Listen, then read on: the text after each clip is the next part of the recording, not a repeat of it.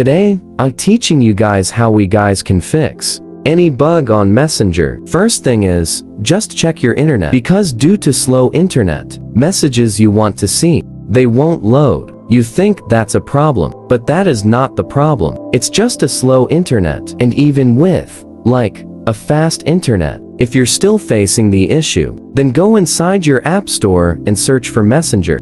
We want to check if there's any update available or not. My Messenger says open. That means is up to date. If it shows you update over here, instead of open, click on it to update your Messenger, and your problem should be fixed. And even after updating your Messenger, if your problem is not fixed, need to go inside your phone setting. And from inside phone setting, click on red, says general, click on red, says iPhone storage over here, find Messenger. And once you see Messenger, click on it and click on offload app. Click on offload app again. And what this is going to do is this is going to clear all the cache of your Messenger app. Click on reinstall app, and your Messenger will be reinstalled. And now, you can use it with your bugs being fixed.